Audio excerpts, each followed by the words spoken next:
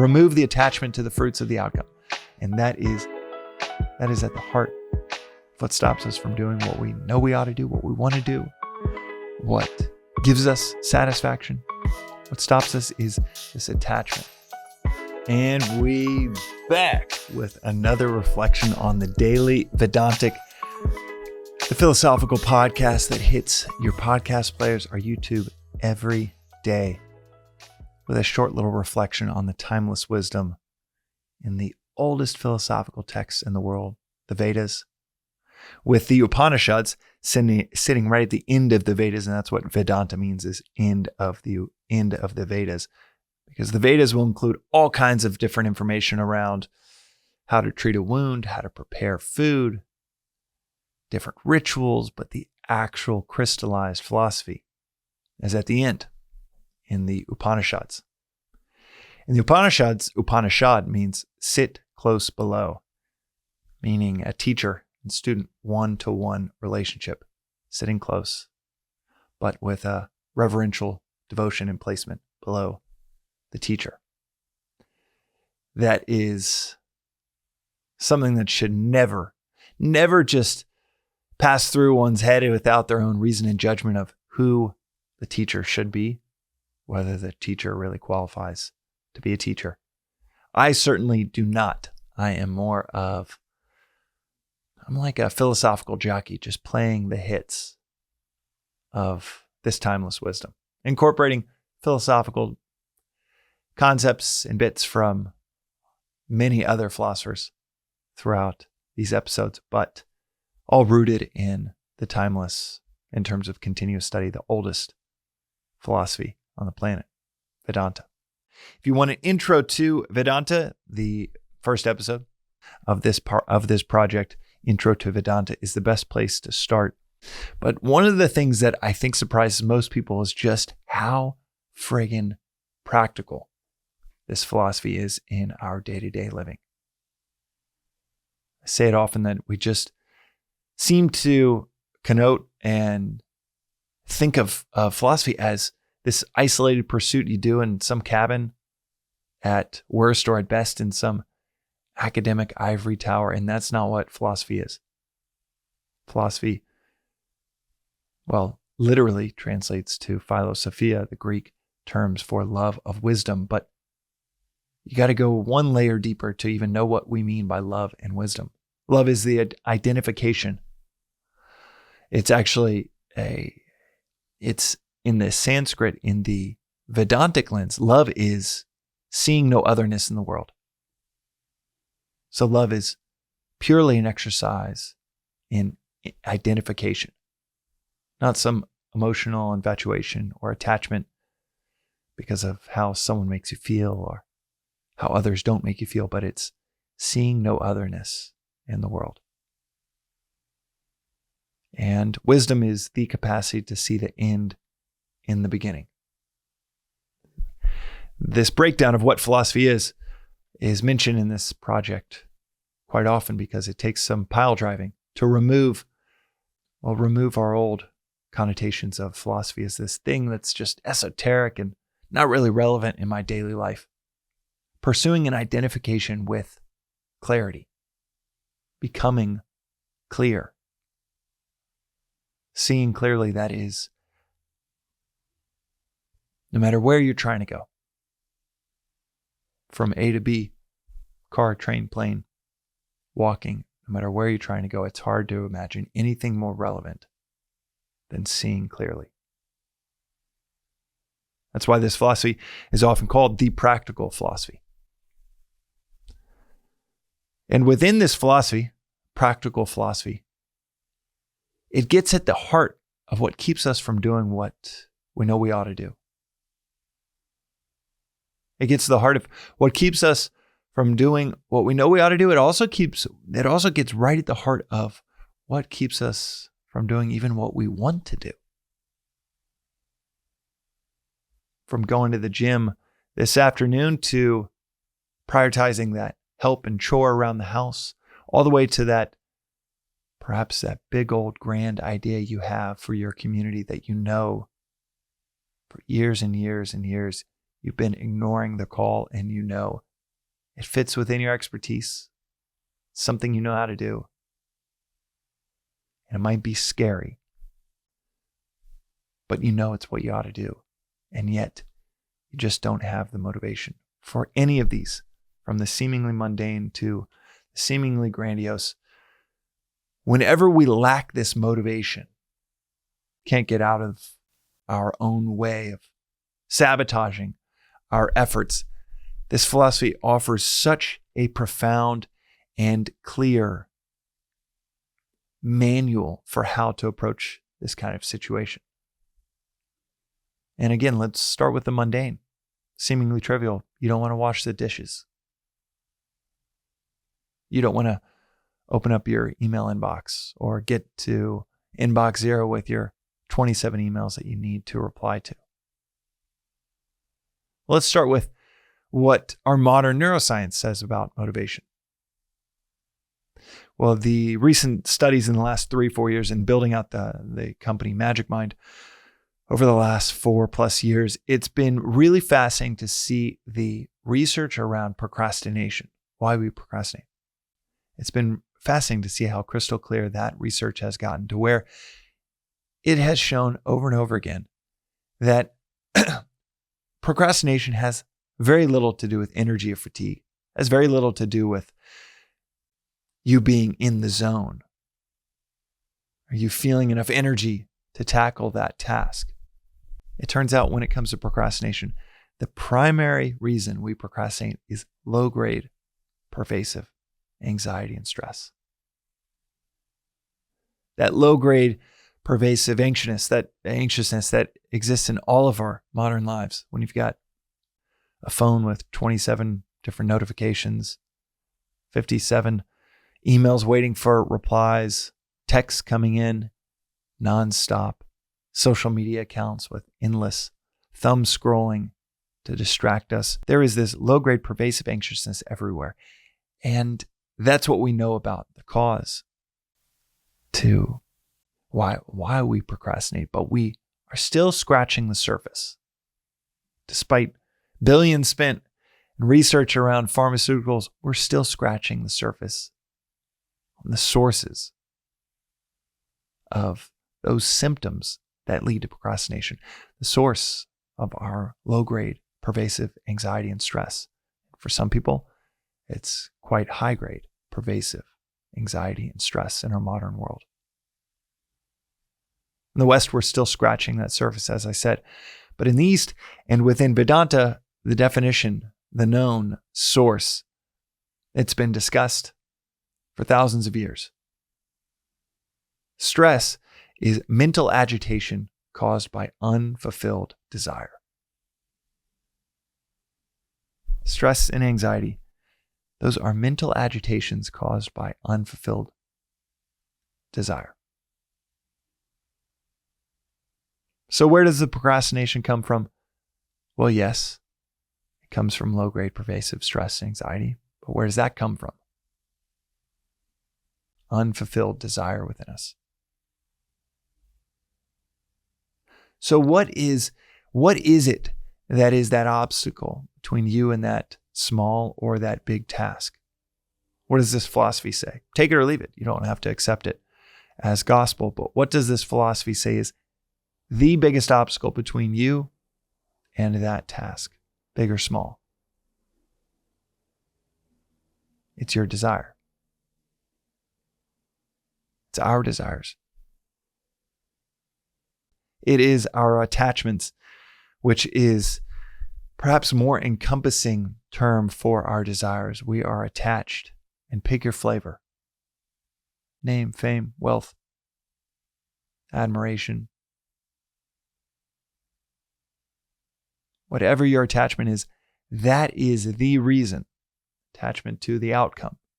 How you will be perceived. What will people think?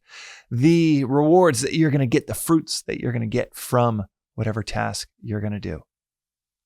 Or the perceived fruits from what you're going to get if you don't do that.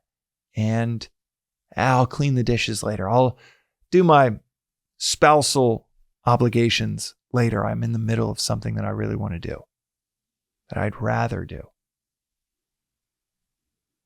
video games or some work project that you're like, okay, those other things can wait. But what does this philosophy say about our foundational, most primal desire? Our foundational, most primal desire is to do what we ought to do, which is, well, it's paradoxical, right? Our anxiety comes from not doing what we ought to do, because it is an interrupted desire to do what we know we ought to do. That conscience within us, that little voice, this philosophy calls it the intellect. The intellect and a tussle and a wrestling match with the mind are two inner equipments. Perhaps the central practical concept within this philosophy is that you have these two inner equipments, an intellect and a mind, to navigate the world around us. And it's in that wrestling match between the intellect, which we in the West can call the conscience, or that little voice, or angel and the devil on your shoulder, whatever colloquial terms. The classical terms are the intellect and the mind. The mind, it can't see beyond itself. It just thinks, hey, 1 more, 2 more, 3 more cookies. It's awesome. The intellect is that voice that says, I should probably stop. And we all have that latent intellect within us. Some have developed it further than others, like you would develop the body, perhaps more than your neighbor to your left or right. Some have developed the intellect further, and when we develop it, it becomes much easier to listen to what we ought to do. But for an undeveloped intellect, a infantile intellect in the midst of a powerful mind, it's constantly caught in this tug of war between what we ought to do and what we want to do in that moment. With the powerful mind and a weak intellect constantly choosing what we want to do instead of what we know we ought to do, which again is paradoxical, because I had just said a few seconds ago that the foundational, the primal desire we have is to do what we ought to do. As Swami will say at the ashram quite often, he'll say that nothing feels as good as doing what you ought to do. And we all know this deep down. Giving a gift unselfishly, lending a hand, knocking that work project out of the park, being honest, or that feeling when you're dishonest, that feeling inside. These different things, they all ladder up to a simple experiential awareness. Philosophy aside, knock out that task that you had been procrastinating so long for. How good did it feel on the other side? Amazing. And it's not because of the task. It's because you did what you knew you ought to do. So the science of motivation, the science of procrastination, the anatomy on how to knock that task, not just knock it out, but knock it out of the park. Well, it starts with understanding there's an obstacle of low-grade pervasive anxiousness and stress that's making you dive into social media instead of that big project. Then that stress builds because you're doing what you shouldn't do instead of what you ought to do. That mental agitation that comes from the unfulfilled desire. The desire is there to actually knock out that task, but you're accidentally investing in the wrong bucket. And that mental agitation grows. And it's there because you have some desire. The desire for the rewards or the fruits of whatever's going to happen, whatever might happen on the other side of that task. So you go one step further back, zooming out. Okay, what's causing the agitation? Is the interrupted desire deep down for me to do what I ought to do because I know, that's going to feel better. going to the gym. I know that I'm going to feel better than chilling on the couch and watching another hour of TV. You know it deep down. And the times when you listen to that voice, it builds the repertoire, the experiential awareness that, yeah, that does feel amazing when I do what I ought to do. But you still can't find yourself from jumping off the couch. That inertia to just do nothing is strong. So you work backwards from that. And what's stopping you from getting up on the couch and jumping in the car and going to the gym? What's stopping you from jumping into that huge work task that you know is going to be 3, 4, 5 hours? What's stopping you there is the thought of selfish rewards. As the Gita, the entire Bhagavad Gita, the world's most famous poem, 2,500-year-old poem you could read in 30 minutes, distills the philosophy of the Gita, can be distilled down into 2 major themes. One of which is the fruits of your actions are not yours. I've got a 20-part series on the Gita earlier in this podcast project that you can go see for more of an explanation of the symbolism and philosophy behind the Gita. But for now, let's focus on one of the major themes of the entirety of this insanely powerful philosophical text. One of the major themes is that the fruits of your actions are not yours, and any desire for those fruits will corrupt the act itself. So, working backwards, you want to do what you ought to do because you know that will feel the best. And yet you can't get off the couch because of this anxiousness, attachment to that feeling that you'll get on the other side, the feeling you want. The anxiousness or the feeling of, what will people think of me if I fail on that work task? Anxiousness on, man, I might get a promotion if I nail it. And the anxiousness that comes from gripping, attaching to a certain outcome, and fearful that you might not get that outcome. And that fear, that anxiousness paralyzes us. So, working backwards, this anatomy of what stops us from doing what we ought to do, what stops us from doing what even we want to do, is this selfish desire for the fruits of our actions.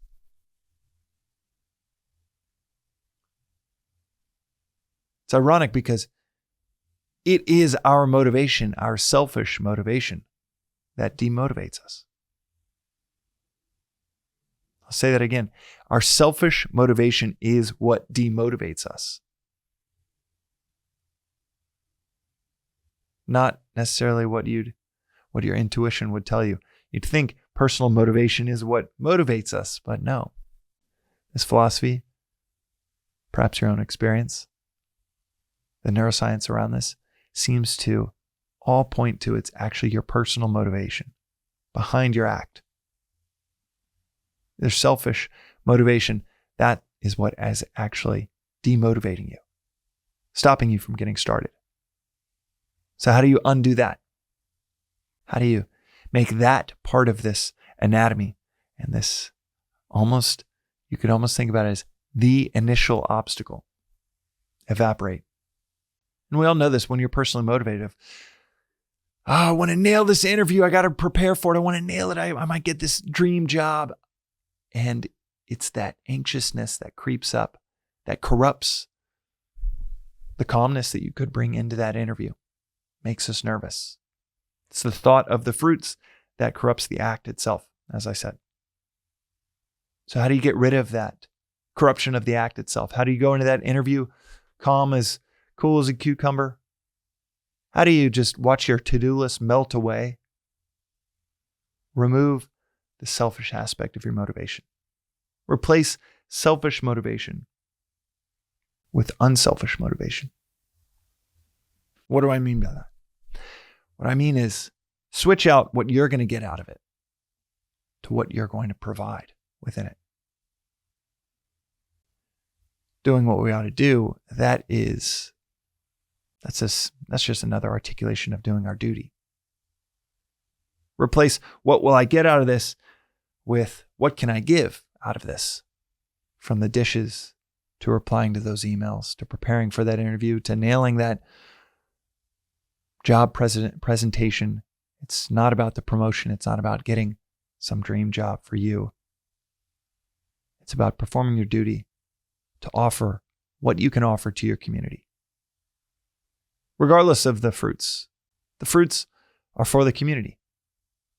If you get the job, you knock it out of the park, that's for the company. That's for the customers.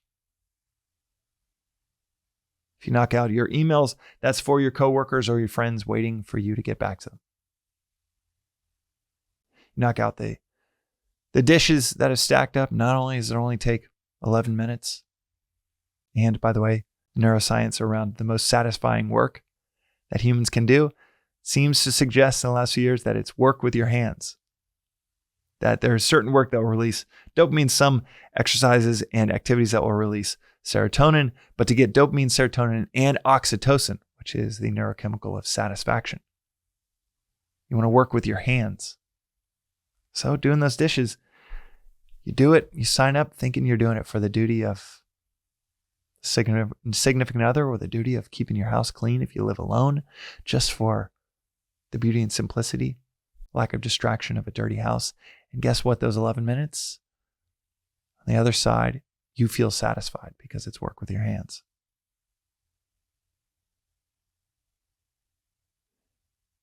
It's one of my favorite things to do, and I cannot believe that I am even saying that. Hated doing the dishes. I remember in the movie The Breakup with Vince Vaughn, there's like a whole line and plot topic about Jennifer Aniston says, I want you to want to do the dishes. And he looks at her and goes, who would want to do the dishes? Who wants to do the dishes? That's this big fight. I think it's the fight where they break up. The whole kind of like crux of the plot about doing the dishes, and him exclaiming, seemingly logical at the time when the movie came out, who knows, 10 years ago. Yeah, who would want to do the dishes? And now I cannot believe it. I friggin' love doing the dishes because I know. And it's this paradox. I know by surrendering into that duty, I'm going to create energy within the household with my wife. I'm going to have a simpler, cleaner kitchen when I wake up, make coffee. I'm going to get the satisfaction of working with my hands. But I would have never discovered any of those three benefits had I not just fallen into, hey, this is something that I can do for the household without any thought of the fruits. Because this is what you get on the other side. You break down the anatomy of motivation. What demotivates us? Remove the attachment to the fruits of the outcome. And that is at the heart of what stops us from doing what we know we ought to do, what we want to do, what gives us satisfaction. What stops us is this attachment, obsession, constant thinking of the fruits of our actions, what we're going to get out of it. And when we replace that with what we can give, it's so beautiful. Not only does the to-do list just melt away, but it's in perfect alignment with Dharma, as they'd say in Vedanta. Dharma, it's one word that means truth, nature, law. It's amazing that they have one word that can mean all of these things. And we think those are completely separate here in the West. But I love the reorientation around all of those being the same thing. And that is our alignment. That's how we fall into alignment with truth, nature, law.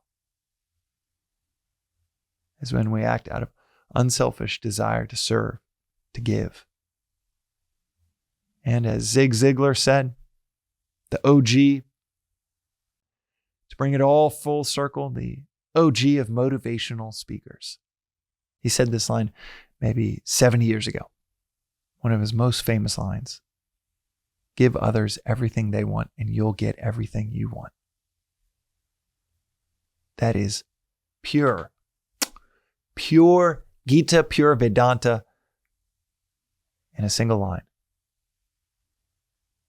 You want to get, learn to give. You want those fruits? Detach from them. Don't even think about them. And then you find yourself on the other side of 11 minutes of something that you 10 years ago would have never thought you'd want to do, and you feel satisfaction that 10 years ago you didn't even know existed. Same thing for that 3-hour everyday task of something like Daily Vedantic. Not only is your to-do list just melt away, but you have this satisfaction, this freedom from that low-grade pervasive anxiousness. You're knocking out more than you would have ever thought possible in terms of your productivity. And these rewards, these fruits just kind of accumulate around you. And yet, you're not attached to them. It's like the example I give on the podcast often of a few paddles, some effort in the beginning. Then you jump up and it's like the wave for a surfer, just doing all of the work while you're just gliding. So satisfied by doing what you ought to do, a primal need and desire. And nearly unconcerned with the fruits.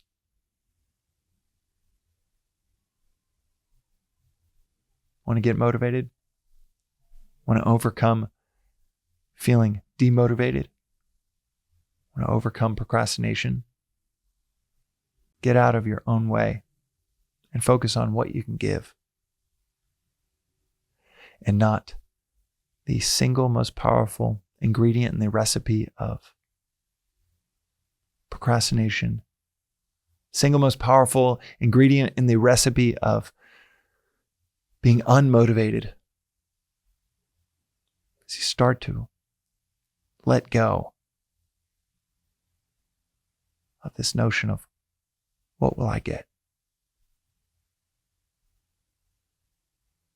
Just like anything within this philosophy, try it out for a day, 2 weeks. See if that is law, nature, truth all in one. Or see if I'm maybe just full of S. And these timeless concepts, this timeless wisdom, it's just flat out wrong. And people just parrot it for fun, for some sense of maybe superiority or sounding smart. But there's no real truth in 8,000-year-old concepts that humans just seem to find over and over and over again, seem to find wisdom within. Or maybe it's just BS. Who am I to tell you? I'm just a philosophical jockey just playing the hits throughout the centuries, throughout the millennia. But none of it really matters unless it actually experientially works within your own life. That's today's reflection on the Daily Vedantic. We'll see you next time.